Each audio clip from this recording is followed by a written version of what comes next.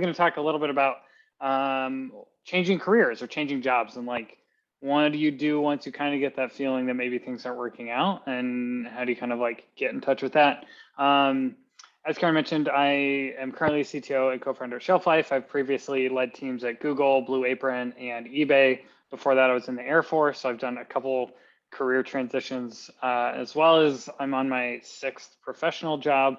So hopefully I think I've like figured this out a little bit. If you want to find me on the internet, I'm Cline JJ, and there's a link to bit.ly/change careers. If you want to view these slides, there are some resources that I link to later on. Cool. So, sometimes you get that feeling that your job's just not working out, whether, you're just like, oh, I'm kind of bored, been bored a lot lately, or you just get out of a meeting that's like really, really terrible. And you feel like you don't want to do that anymore. Maybe, you're just feeling like you're not learning anything new. Or maybe you just feel like your friends are doing better than you, and it seems like maybe your career stalled out a little bit and you're not really sure what's going on. Or there's, you just get the sense that something's off.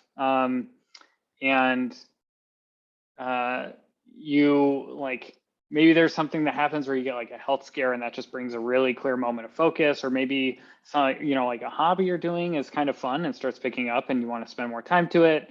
Or you just don't like talking about your job. That was kind of something that clicked for me when I was like visiting friends, and I was just like, I don't actually like talking about what I do every day, and I feel like that's not usually a good thing. Anyway, you kind of get these feelings, they start percolating a little bit, and that's always a really good sign to notice that something's off a little bit. And so what do you do? Sorry, I'm having like my slides. Okay, there we go. Let's figure it out. So I'm very much a list reflection person, and so always like start making a list. I think the easiest one that people come to is like a pros and cons list. So like what's working, what's not working, of everything that's going on right now. I've also done a gripe list, which is kind of just more focusing on the cons, but really just kind of like listing out everything that's really frustrating about kind of your current situation, your current job, anything like that. You can also ask yourself questions. There's Michael Lopp, who goes by Rands on the internet. He's a former VP of engineering at Slack. He has a professional growth questionnaire on his blog that I think is really good. And it's kind of in the context of performance reviews, but it's also something you can ask anytime. And it has a bunch of questions like, do you feel fairly compensated? Are you learning from your manager? What was the last thing you did at work that you enjoyed? What was your last major failure, and what did you learn from that? Just kind of a bunch of different ways to probe how you're feeling about your current role or your current job. There's also a couple different frameworks that I think are helpful. Both of these are fairly similar, but they're these different human needs, both in professional and your personal lives. BICEPS is one, where that's an acronym that stands for belonging, improvement, progress, choice, equity, fairness, predictability, and significance. The 6 human needs is very similar. It's certainty, uncertainty or variety, significance, connection or love, growth, and contribution. And both of those are ways that you can kind of think about like which one of those is maybe missing, or how are each of those kind of showing up or not showing up in your current role. And so it's a different way to think through that. And if you're not someone who's necessarily thinks through things by writing it out, talk to people who know you really well. Like maybe there's a mentor in your life, your partner, your friends, or your family. Or you could even go through one of these exercises with them, like have them ask you some of those questions. And or if you've come up with a list, talk through it with them. Like that can also be really helpful to get someone else's opinion and see if you're thinking about things, or see if they're like kind of seeing the way you're coming at things.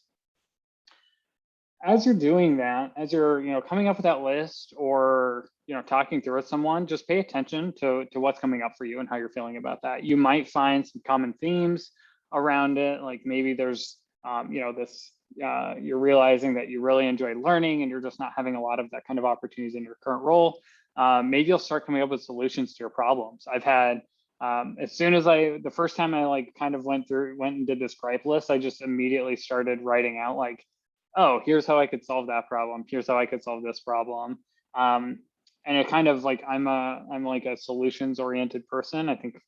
And so like, that was just a natural twist for me. And I was also really excited about solving those problems, which was kind of the next thing of like, what in those themes, or what are you doing that kind of, that brings you joy in life? And also you can pay attention to what saps your energy. Like, what are things that are coming up in there that you're just not excited about, or that make it really tiring or frustrating for you? After you go through that, hopefully that's helping bring a little bit of clarity. Hopefully some of those things are bubbling up, and you maybe have a little bit of a direction on, whether that's, taking a new perspective on your current role or your current situation, or having an understanding on like where you might want to go next. And so that's the thing you want to do, is like, all right, have an idea. How do I actually like turn that? And how do I figure out what I want to do?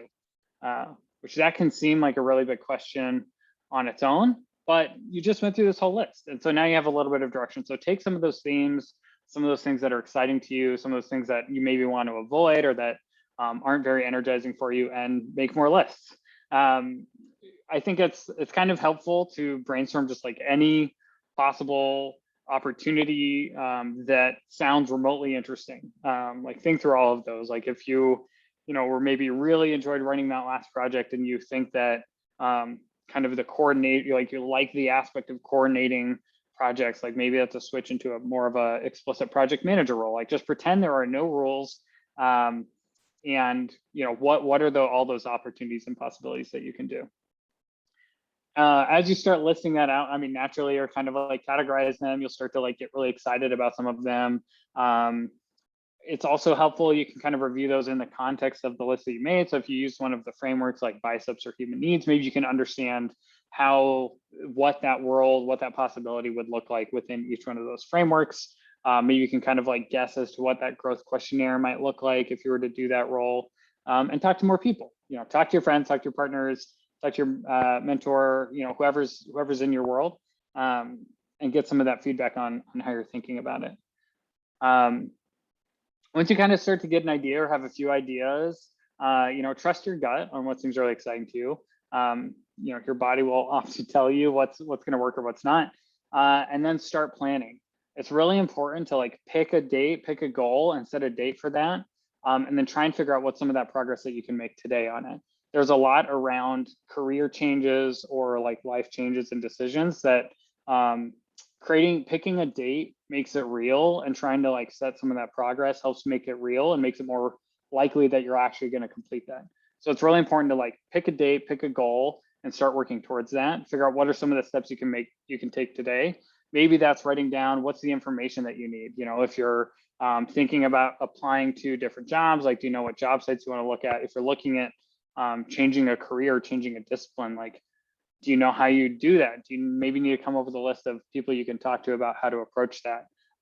Those are all different things you can start doing today that will help, get you a little bit closer to that goal that you set. And then it's also really important to think about how excited you're going to be once you get there.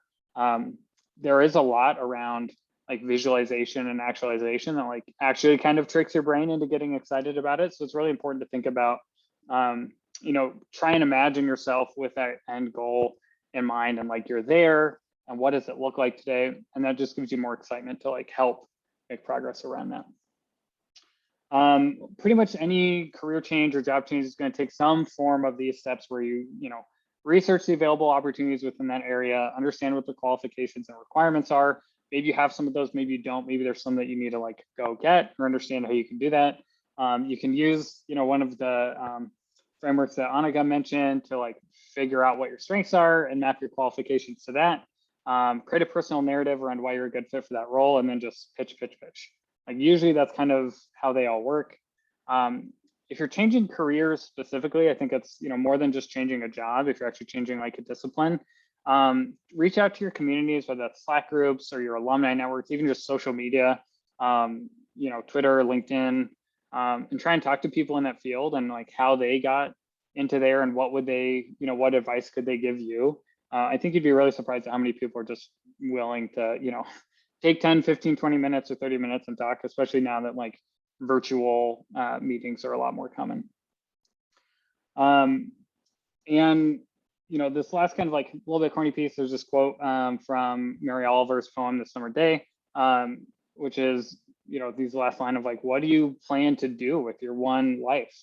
These opportunities to kind of like take stock of where you're at and set a new path for yourself are always really exciting for me. And I always get really excited about anytime I'm in one of these transition points, because you do get to rethink your life and kind of go more towards what brings you joy and happy. And so, life's too short to spend time doing something that doesn't bring you joy. And so it's just, I think it's always good to like remember that and try and reflect on that.